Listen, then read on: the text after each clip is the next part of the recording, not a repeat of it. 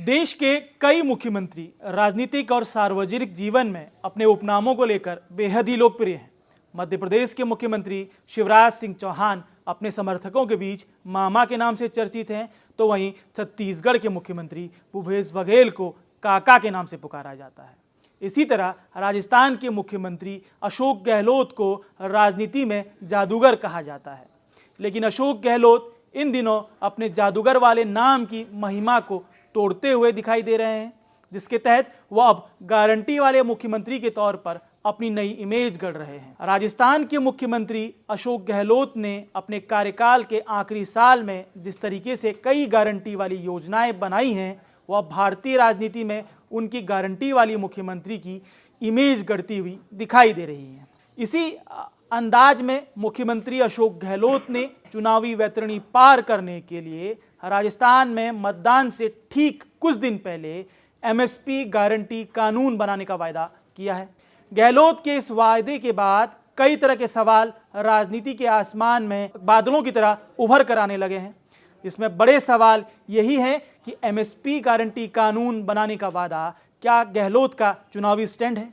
नमस्कार, मैं मनोज भट्ट, आप देख रहे हैं किसान तक। चुनाव से ठीक पहले एमएसपी गारंटी का वादा गहलोत ने आखिर क्यों किया, सवाल ये भी है।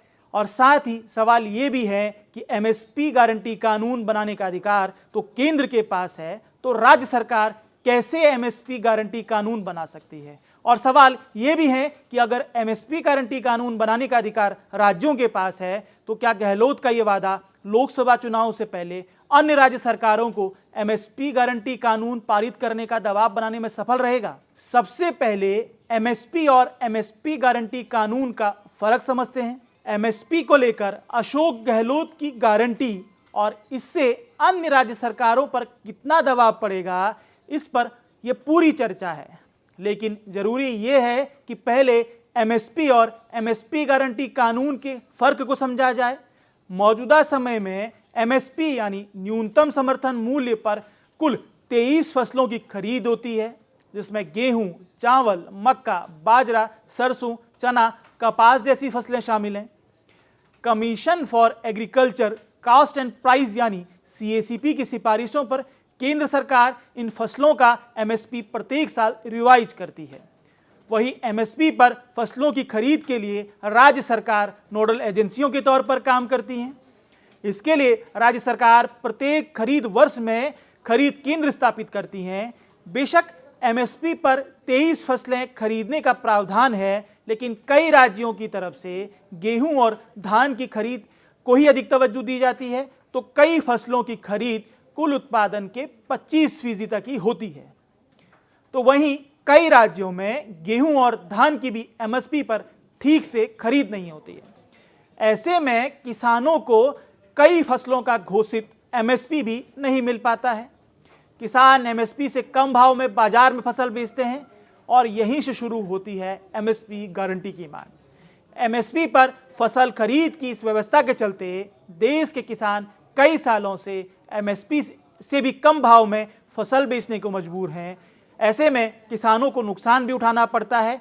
किसानों की इस परेशानी के समाधान के तौर पर एमएसपी गारंटी कानून बनाने की मांग कई सालों से की जा रही है। कई किसान संगठन ये मांग कर रहे हैं कि केंद्र सरकार एमएसपी गारंटी कानून बनाए और इसके नीचे फसल खरीदने वालों के लिए सजा का प्रावधान करे। किसान संगठनों का कहना है कि बेशक सरकार फसलों की खरीद एमएसपी गारंटी कानून के तहत नहीं करे, लेकिन एमएसपी का भाव अगर कानूनन गारंटी हो जाएगा तो इससे किसान बाजार में गारंटी शुदा भाव से अपनी फसल बेच सकेंगे। किसानों की इस मांग ने 3 कृषि कानूनों के खिलाफ हुए किसान आंदोलन के बाद और तेजी पकड़ी है। अब चुनाव में एमएसपी पर बोनस बनाम एमएसपी गारंटी की कहानी समझते हैं। बेशक एमएसपी गारंटी कानून की मांग ने किसान आंदोलन के बाद तेजी पकड़ी है, जिसके बाद कांग्रेस ने अपने रायपुर में संपन्न हुए राष्ट्रीय अधिवेशन में एमएसपी गारंटी कानून को एजेंडे में शामिल भी किया है। लेकिन इसके बाद भी लंबे समय तक एमएसपी गारंटी का मुद्दा राजनीतिक बहसों और सरकार की कागजों से गायब रहा है। छत्तीसगढ़ और राजस्थान में कांग्रेस की सरकार रही, लेकिन दोनों ही राज्य सरकारों ने एमएसपी गारंटी कानून के मुद्दे को कभी हवा ही नहीं दी। कभी वहीं 5 राज्यों के विधानसभा चुनावों के युद्ध क्षेत्र में भी मध्य प्रदेश में मतदान होने तक एमएसपी गारंटी का मुद्दा चुनावी चर्चा से गायब रहा। मसलन छत्तीसगढ़ और मध्य प्रदेश में कांग्रेस ने किसानों की कर्ज माफी और गेहूं और धान की एमएसपी पर खरीद में बोनस देने के वादे को अपने चुनावी घोषणा पत्र में तवज्जो दी। बीजेपी भी एमएसपी पर कांग्रेस से अधिक बोनस देने के वादे के साथ मध्य प्रदेश के चुनावी युद्ध में रही। इसी तरह बीजेपी ने राजस्थान में भी अपने घोषणा पत्र में गेहूं की एमएसपी पर खरीद करने से अधिक बोनस देने का वायदा किया। यहीं से लोकसभा का सेमीफाइनल माने जा रहे इन चुनावों में एमएसपी गारंटी कानून की एंट्री हुई, जिसके तहत अशोक गहलोत ने बीजेपी के एमएसपी पर बोनस के वादे की काट खोजते हुए एमएसपी गारंटी कानून बनाने का वादा किया। राजस्थान कांग्रेस ने इसे अपने चुनावी घोषणा पत्र में प्रमुखता से जगह भी दी है। अब सवाल करते हैं, गहलोत की एमएसपी गारंटी सिर्फ एक चुनावी स्टंट है क्या? ये सवाल इस वक्त बड़े स्तर पर चुनावी आसमान में गोते लगा रहा है। ये सवाल इसीलिए ज़्यादा प्रासंगिक हो जाता है क्योंकि लंबे समय से किसान संगठनों की तरफ से केंद्र सरकार से एमएसपी गारंटी कानून बनाने की मांग की जा रही है। ऐसे में जब केंद्र सरकार ही एमएसपी गारंटी कानून बना सकती है तो गहलोत ने राजस्थान के किसानों से ये वायदा कैसे किया? एमएसपी गारंटी को लेकर लंबे समय से काम कर रहे और एमएसपी गारंटी पर किताब लिख चुके किसान नेता रामपाल जाट इसका जवाब देते हैं। चुनाव से ठीक पहले गहलोत की एमएसपी गारंटी से सहमति जताते हुए कांग्रेस की सदस्यता लेने वाले रामपाल जाट इसकी पूरी संवैधानिक कहानी बताते हुए कहते हैं कि संविधान में एमएसपी को लेकर किसी भी तरह का जिक्र ही नहीं है। वो कहते हैं कि साल 1965 में झा कमेटी ने फसलों का एमएसपी देने के साथ ही एमएसपी गारंटी कानून बनाने कृषि मूल्य आयोग को संवैधानिकता प्रदान करने की सिफारिश की थी। उस समय नौकरशाहों ने इसका तोड़ खोजा। उस दौरान तात्कालिक सरकार ने संविधान के आर्टिकल 34 में लिखे गए मूल्य नियंत्रण को आधार बनाकर एमएसपी की अवधारणा कर डाली, जिसके तहत फसलों के दाम को नियंत्रित करने के लिए एमएसपी लाया गया था। इसका मकसद यही था कि उपभोक्ताओं को सस्ता कच्चा अनाज मिले और किसान खेती ना छोड़ें। उसके बाद समय बढ़ता गया, जागरूकता भी बढ़ी और एमएसपी में भी बढ़ोतरी हुई, जो आज भी जारी है। जाट कहते हैं एमएसपी गारंटी कानून बनाने का अधिकार भारतीय संविधान में राज्यों के पास ही है। केंद्र सिर्फ 2 स्थितियों में ही ये कानून बना सकता है। एक, या तो राज्यसभा एक संकल्प पारित करे कि लोकहित में ये कानून बनाया जाए तो संसद ये कानून बना सकती है। दूसरा, 2 विधानमंडल संकल्प पारित करें कि ये कानून बनाना है तो संसद ये कानून बना सकती है, नहीं तो केंद्र सरकार ये कानून नहीं बना सकती है। जाट कहते हैं कि एमएसपी गारंटी कानून बनाने का मूल अधिकार राज्यों के पास ही है। अब राज्यों को ये कानून बनाने के लिए क्या करना होगा, इसका गणित समझते हैं। राज्य सरकार एमएसपी कानून कैसे बना सकती हैं, इसको लेकर कांग्रेस की सदस्यता ग्रहण कर चुके रामपाल जाट कहते हैं कि बिहार, मणिपुर और केरल को छोड़कर पूरे देश में कृषि उपज मंडी अधिनियम लागू है। इस अधिनियम में यह प्रावधान है कि एमएसपी से नीचे फसलों की खरीद किसानों से नहीं होनी चाहिए। कई राज्यों के प्रावधान में इसको लेकर आज्ञा तक दी गई है, लेकिन नियम नहीं बनाए गए हैं। राजस्थान में अधिनियम में एक लाइन का संशोधन करना है कि नीलामी बोली एमएसपी से शुरू होगी। इससे एमएसपी गारंटी कानून बनाने की सुनिश्चितता हो सकेगी। बस इतने से संशोधन के साथ ही राज्य एमएसपी गारंटी कानून बना सकता है। लेकिन एक अड़चन और है, WTA के सामने किया गया समझौता, इसका गणित भी समझते हैं।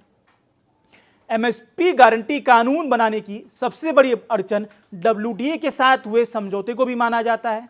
इस समझौते में यह सुनिश्चित किया गया है कि किसी भी फसल के दाम ग्लोबल रेट से अधिक नहीं होने चाहिए और किसानों को किसी भी फसल खरीद की गारंटी नहीं दी जा सकती है। इसको लेकर केंद्र सरकार की कृषि सुधार कमेटी के सदस्य और किसान नेता कृष्णवीर चौधरी कहते हैं कि WTA के साथ हुए इस समझौते की मजबूरी सिर्फ भारत के सामने ही नहीं है।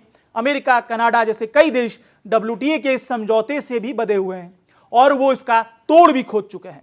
चौधरी कहते हैं कि दुनिया के कई देश किसानों को एमएसपी गारंटी की जगह रिजर्व प्राइस देते हैं।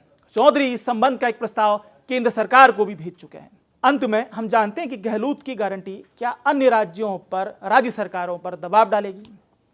राजस्थान चुनाव के बीच गहलोत की एमएसपी गारंटी किसानों और मतदाताओं को कितना प्रभावित करेगी, इस गारंटी के सहारे गहलोत चुनावी वैतरणी पार कर पाएंगे या नहीं, ये तो 3 दिसंबर को पता चल जाएगा। लेकिन जिस तरीके से एमएसपी गारंटी कानून को लेकर नई बहस शुरू हुई है, उसमें यह तय है कि राज्य भी एमएसपी गारंटी कानून बना सकते हैं। तो ऐसे में लोकसभा चुनाव से पहले इस मुद्दे का राष्ट्रीयकरण होना तय माना जा रहा है। साथ ही देश की अन्य राज्य सरकारों पर भी गहलोत की इस गारंटी का असर पड़ेगा और साथ ही साथ राज्यों पर एमएसपी गारंटी कानून बनाने का दबाव भी पड़ेगा। वहीं अगर कोई गैर बीजेपी शासित राज्य का मुख्यमंत्री लोकसभा चुनाव से पहले एमएसपी गारंटी कानून बनाने में सफल रहता है तो 2024 का लोकसभा चुनाव बेहद ही दिलचस्प मोड़ ले सकता है।